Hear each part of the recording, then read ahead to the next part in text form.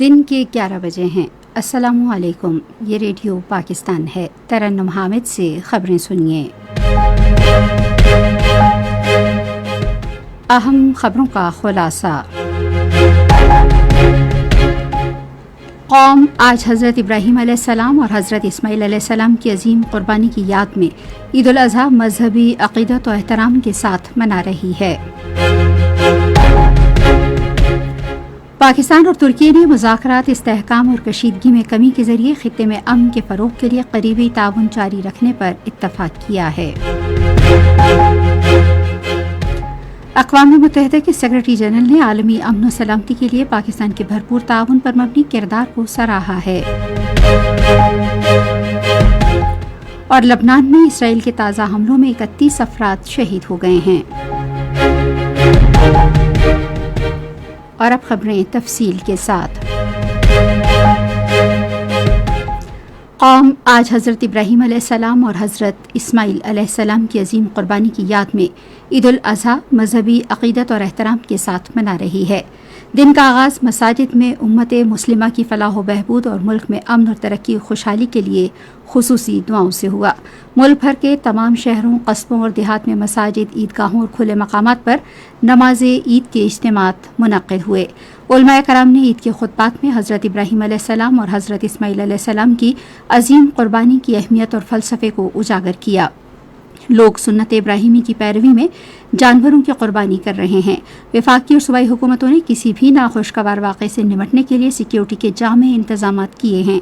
مختلف شہروں اور قصبوں کی مقامی انتظامیہ نے عید کے دنوں میں آلائشوں اور دیگر فضلے کو ٹھکانے لگانے کے لیے خصوصی انتظامات کیے ہیں۔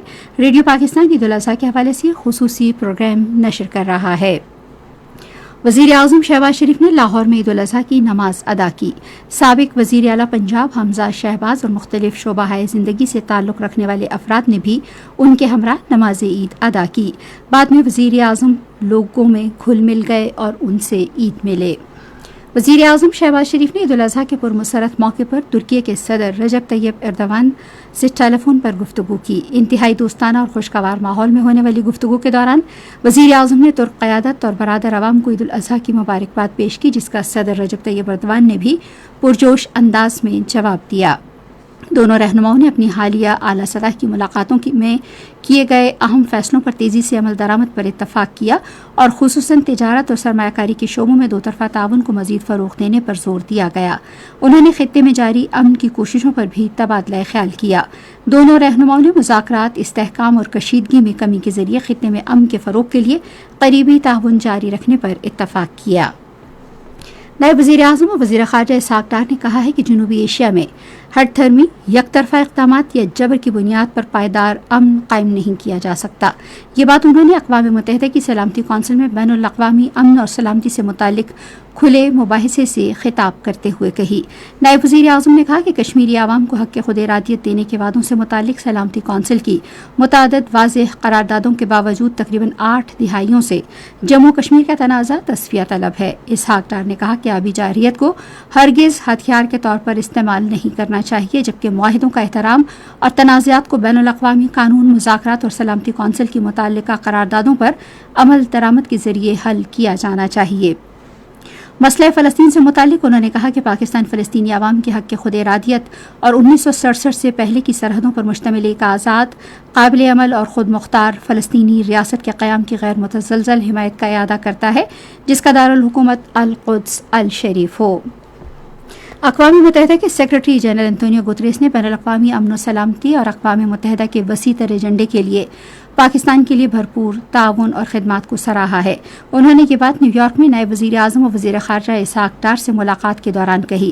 ملاقات کے دوران دونوں رہنماؤں نے مشرق وسطی میں دیرپا امن اور استحکام کے لیے پاکستان کی جانب سے مذاکرات اور سفارتکاری کے فروغ کی کوششوں سمیت علاقائی صورتحال پر تبادلہ خیال کیا۔ انہوں نے اقوام متحدہ کی سلامتی کونسل کی اصلاحات، جموں کشمیر کے تنازع، افغانستان اور فلسطین سمیت مختلف اہم امور پر بھی بات چیت کی۔ جنوبی اور مشرقی لبنان میں اسرائیل کے تازہ حملوں میں 31 افراد شہید ہو گئے ہیں۔